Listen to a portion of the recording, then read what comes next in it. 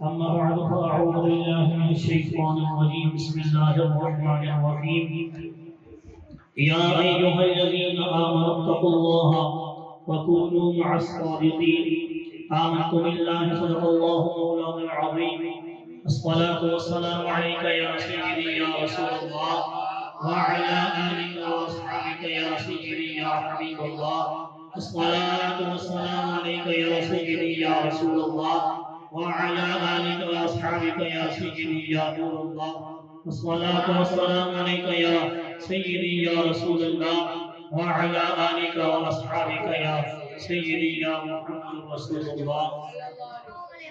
اللہ تعالیٰ قرآن مجید میں ارشاد فرماتا ہے یا ایھا الذین آمنوا اتقوا اللہ، کہ ایمان والو تقوی اختیار کرو، اللہ سے ڈرو، اللہ کا خوف اپنے دلوں کے اندر پیدا کرو، کیونکہ انسان جب اللہ سے ڈرتا ہے تو کائنات کی ہر چیز اس کے تابع ہو جاتی ہے.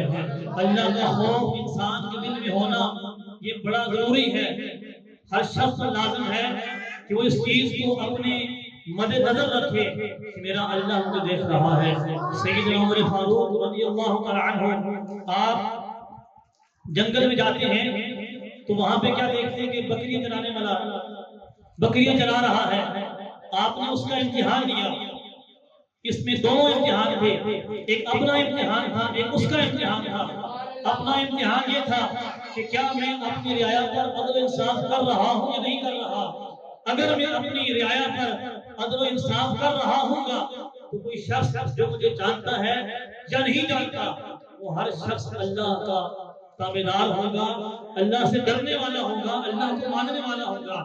اور اگر میں عدل و انصاف نہیں کرنے والا تو لوگ صرف مجھے دیکھ کر ڈرنے والے ہوں گے، حقیقت میں اللہ سے نہیں ڈریں گے.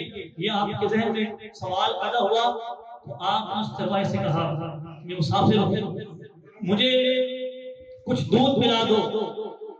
جب اس مسافر اس چرواہے سے کہا کہ مسافر ہوں مجھے کچھ دودھ پلا دو، اس نے کہا کہ میرے پاس اس بات کی طاقت نہیں ہے کہ دودھ آپ کو دے سکوں. تو کہا بھائی اس طرح کرو، یہ بکری مجھے بھیج دو، بکری میں خرید دیتا ہوں تم سے. اس نے کہا کہ میں تو ان کا مالک ہی نہیں، ان کا مالک تو دوسرا جو گھر بیٹھا ہے، میں تو صرف خادم ہوں، آگے بکری چلانے والا چرواہا ہوں، میں آپ کو بکری نہیں بھیج سکتا. تو کہا تمہارا مالک کہاں دیکھ رہا ہے، وہ تو اپنے گھر میں ہے. تم کہہ دینا کہ ایک بکری کو بھیڑیا کھا گیا تھا، مجھ سے اس کی رقم وصول کر لو. اس نے کہا اگر وہ مالک نہیں دیکھ رہا تو پھر اللہ کہاں ہے؟ اللہ تو دیکھ رہا ہے. جب اس نے کہا نا آئینہ اللہ، اگر وہ مالک نہیں دیکھ رہا تو اللہ تو دیکھ رہا ہے، پھر اللہ کہاں ہے؟ تو عمر فاروق رضی اللہ عنہ آپ نے دن دن میں اللہ کا شکر ادا کیا کہ اللہ تیرا شکر ہے کہ میں نے اس رعایا پر عدل و انصاف قائم کیا ہے. میرے اس عدل و انصاف کی برکت سے چاہے وہ شخص پہاڑوں کے اندر بھی ہے اس کے دل کے اندر بھی خوف خدا پایا جاتا ہے. تو آپ نے یہ جملہ بار بار بتایا الم یعلم بان اللہ یرا، کہ اللہ فرماتا ہے کہ لوگ یہ سمجھتے ہیں کہ کیا اللہ نہیں دیکھ رہا. اللہ تو ہر جگہ دیکھ رہا ہے. اللہ جب ہر جگہ دیکھ رہا ہے تو انسان کو چاہیے کہ اپنا تصور پختہ کرے، اس بات پر اپنا یقین پختہ رکھے کہ میرا رب ہر جگہ موجود ہے اور میرے ہر عمل سے میرا اللہ واقف ہے. اس چیز کو مد نظر رکھ کر ہر شخص کو چاہیے کہ اللہ کا خوف اپنے دلوں کے اندر پیدا کرے. اب یہ اللہ کا خوف اور تقوی پرہیزگاری یہ انسان کو کہاں سے ملے گی؟ یہ خیرات ملتی ہے اللہ کے نیک لوگوں سے. اگر تقوی کی خیرات چاہتے ہو، اگر پرہیزگاری کی خیرات چاہتے ہو، نمازوں کا نور چاہتے ہو، شیطنت سے دوری چاہتے ہو، تو فرمایا اکونوا مع الصادقین، میرے سچے بندوں کے ساتھ ہو جاؤ.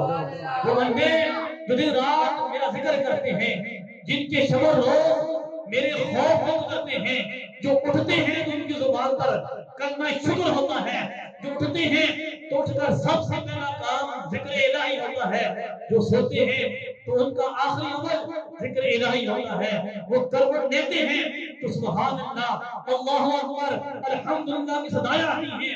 فرمایا ان نیک لوگوں کے ساتھ ہو جاؤ.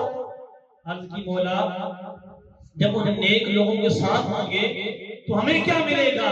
تو شاعر نے کیا خوب نقشہ کھینچا، اللہ اللہ کیے جانے سے اللہ نہ ملے، اللہ اللہ کیے جانے سے اللہ نہ ملے، اللہ والے ہیں جو اللہ سے ملا دیتے ہیں۔ اللہ اکبر، یا رسول اللہ، یا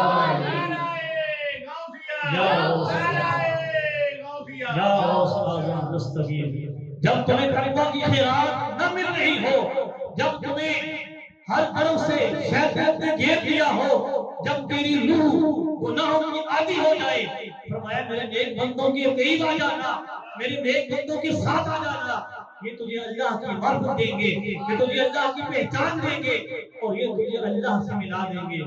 یہ فائدہ ہوگا اللہ کے نیک بندوں کی صحبت اختیار کرنے کا۔ انسان خطا کا مطلع ہے، اور انسان کے مقابلے میں شیطان ہر وقت کوشش کر رہا ہے کہ وہ اس کو رائے راست سے ہٹا کر اسے اللہ کے ان کاموں میں لگا دے جن کو اللہ ناپسند فرماتا ہے۔ اللہ کی نافرمانی کی طرف شیطان انسان کو لانے کے لیے بھرپور کوشش کرتا ہے۔ اس نے اپنی پوری ٹیم تیار کی ہوئی ہے جو صبح اٹھتے ہی پھیل جاتی ہے اور پھیلتے پھیلتے ہر ایک کو گمراہ کر رہی ہے، لیکن جو اللہ کے نیک بندوں کے در پہ آ جاتا ہے، اللہ کے نیک بندوں کے قریب آ جاتا ہے، اللہ کے نیک بندوں کی صحبت اختیار کر لیتا ہے، شیطان ان سے دور بھاگتا ہے۔ سیدنا عمر فاروق رضی اللہ عنہ، آپ کو یہ اعزاز حاصل تھا، آپ جس راستے پر چلتے تھے اس راستے پر شیطان نہیں آتا تھا، یہاں تک کہ شیطان آپ کے سائے سے جاتا تھا۔ پھر اسی عمر فاروق سے اولیاء اللہ نے یہ خیرات حاصل کی ہے، اولیاء اللہ کو یہ برکت ملی ہے، عمر فاروق کی چوکھٹ سے اولیاء کو یہ فیض ملا ہے کہ جو بندہ بھی اولیاء کے در پہ آ جاتا ہے، اولیاء سے اپنی نسبت قائم کر لیتا ہے، پھر شیطان اس سے دور بھاگ جاتا ہے، وہ اللہ کے قریب آ جاتا ہے۔ تو اولیاء کا مقصد کیا ہے؟ اس مقصد کو ہم سمجھیں۔ آج بہت سے لوگ اعتراضات کرتے ہیں اولیاء کی کرامات پر، اولیاء کی شانوں پر، اور جو ہم ان کے متعلق جب گیارہویں شریف کا اہتمام کیا، اس گیارہویں شریف کے اہتمام پر اور معاملات پر طرح طرح کے اعتراضات، طرح طرح کے معاملات ہوتے ہیں۔ تو یہ اعتراضات کیوں ہوتے ہیں؟ اس لیے ہوتے ہیں کہ ہمیں پتہ ہی نہیں کہ گیارہویں شریف کیا ہے، غوث پاک سے ہمارا تعلق اور اولیاء سے ہماری نسبت اور تعلق کیا ہے۔ اس چیز کو اگر ہم پہچان اور جان لیں پھر اعتراضات تو سارے ختم ہو جاتے ہیں۔ سب سے پہلی بات تو گیارہویں شریف کیا ہے؟ گیارہویں شریف کیا ہے؟ گیارہویں شریف تو ہم سرکار غوث پاک کی یاد مناتے ہیں، لیکن ہے کیا؟ لیکن ابھی آپ تشریف لائے، یہاں پر کیا ہوا؟ قرآن کی تلاوت ہوئی، حضور کی نعت پڑھی گئی، ابھی بیان ہو رہا ہے سرکار کی شانیں، اللہ کے نیک بندوں کی شانیں بیان ہو رہی ہے۔ کیا اس میں ایسی بات ہے کہ وہ گناہ والی ہو؟ اس میں ایسی بات بھی ہے کہ وہ بدعت والی ہو؟ اس میں ایسی بات بھی ہے کہ وہ ایسی الزام تراشی اپنے کی جائے؟ اس میں ایسی کوئی بات نہیں ہے۔ ہاں، جو کرامات ایسی ہیں، میں پہلے گزارش کی آپ سے، مساجد کے اندر بھی ہم یہ گزارش کرتے ہیں کہ اعتراضات کرنے والوں نے انبیاء کو نہیں چھوڑا، اور لکھنے والوں نے انبیاء کی معاذ اللہ ایسے ایسے بارے میں واقعات لکھے ہیں کہ انسان پڑھتا ہے تو حیران رہ جاتا ہے۔ انبیاء کے مطلب ایسے ایسے واقعات ہیں کہ انسان کی عقل دنگ رہ جاتی ہے کہ لکھنے والا کیا کر رہا ہے۔ تو یہاں پر ہمارے اسلاف نے، اولیاء نے، علماء نے ہمیں کیا بتایا ہے؟ جب کوئی ایسا واقعہ، جب کوئی ایسی کرامت، جب کوئی ایسا معجزہ، جب کوئی ایسی من گھڑت بات کی نسبت کسی اللہ کے نیک بندے کی طرف ہو، کسی اللہ کے ولی کی طرف ہو، کسی اللہ کے نبی کی طرف ہو، تو تم نے اس بات کو نہیں دیکھنا، تم نے اس ذات کو دیکھنا ہے۔ وہ جو ذات ہے بڑی عظیم ذات ہے، وہ ذات یہ بات نہیں کر سکتی، اس ذات کے اندر یہ کلام نہیں پایا جا سکتا، جو اس کے متعلق یہ بات لکھی گئی ہے یہ اس کی شان کے لائق نہیں ہے، تو ہم تو بچ جائیں گے۔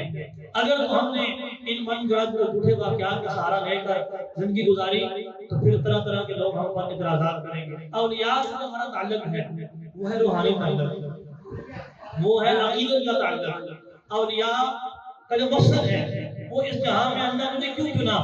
یہ اللہ نے اپنے فضل سے، دیکھو نبیوں کو اللہ نے چنا ہے تو اللہ فرماتا ہے ذالک فضل اللہ یؤتی من یشاء۔ اب مکہ کے جو بڑے بڑے سردار ہیں وہ کیا اعتراض کرتے ہیں کہ سردار ہم بڑے بڑے سردار ہیں، نبوت ہم میں کیوں نہیں آئی؟ اللہ فرماتا ہے ذالک فضل اللہ یؤتی من یشاء، کہ تو اللہ کا فضل ہے جس کو اللہ چن لے۔ اللہ کو کوئی حکم دینے والا نہیں ہے، سارے اللہ کے حکم کی تابع ہیں، کوئی بھی اس کے حکم کے بغیر پتہ بھی نہیں ہلتا۔ تو اس نے جس کو حکم دینا ہے، جس کو چن لینا ہے، اس کو نبی بنا دینا ہے، جس کو چننا ہے ولی بنا دینا ہے، جس کو چننا ہے وہ شہادت بنا دینا ہے، جس کو چننا ہے دادا علی حجی ولی بنا دینا ہے۔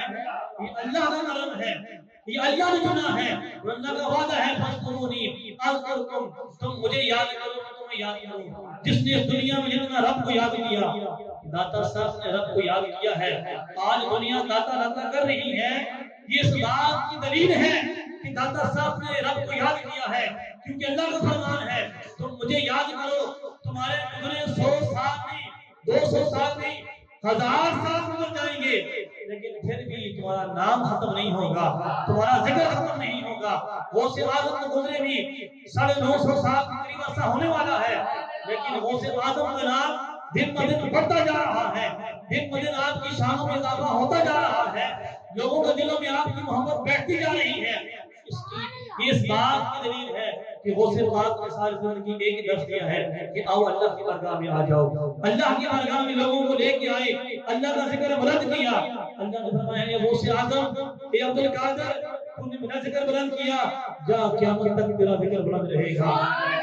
حاسدین جو شریر ہے، جو تیرے منکر ہیں، وہ چوٹی کو زور لگاتے رہیں گے، وہ کوششیں کرتے رہیں گے، طرح طرح کے اپنا وہ گنڈے کریں گے، لیکن جس کے ذکر کو میں بلند کر دوں اس کے ذکر کو کوئی کام کر سکتا نہیں ہے۔ غوث اعظم کے ذکر کو اللہ نے بلند کیا ہے، اب کوئی بھی مائی کا لال غوث اعظم کے ذکر کو کام نہیں کر سکتا۔ تو غوث اعظم جو ان کی تعلیمات ہیں، آج ہمارے اندر کمی رہ گئی ہے، وہ یہ ہے کہ ہم نے صرف ان چیزوں کو اپنا لیا جو مستحبات ہیں۔ یہ محافل یہ مستحبات ہیں، بیٹھ کے غوث پاک کا ذکر کر لیا، محفل سجا لی، اللہ کا ذکر کر لیا، یہ کیا ہے؟ مستحب عمل ہے۔ اصل جو چیز ہے وہ ہے عمل، جس میں آج ہم کمزور پڑ گئے ہیں۔ جو ہی ہم عمل میں کمزور پڑے تو پھر منکرین کو اعتراض کرنے کا موقع مل گیا۔ دیکھو جی کیسا حضور کا دیوانہ ہے، کہتا ہے کہ میں حضور کا عاشق ہوں، میلاد منانے والا ہوں۔ ہم نے اپنے اندر تبدیلی لانی ہے، بتانا ہے کہ سنی وہ ہے کہ جو محفل میلاد سجاتا ہے، سنی وہ ہے جو ذکر مصطفیٰ بھی کرتا ہے، حضور کی نعت بھی پڑھتا ہے، بیٹھ کے درود پاک پڑھتا ہے، اذان سے پہلے پڑھتا ہے، اذان کے بعد پڑھتا ہے، سلام کھڑے ہو کے پڑھتا ہے، لیکن ساتھ ساتھ وہ نمازیں بھی پڑھتا ہے، وہ قرآن کی تلاوتیں بھی کرتا ہے۔ جب بھی بات حضور کی ناموس کی آتی ہے، سب سے پہلے اگر کوئی آتا ہے تو سنی آتا ہے۔ تو ان باتوں میں ضرور ہم نے حضور کی سیرت کی جب تک ہم نہیں اپنائیں گے تو ہم اعتراض کریں گے۔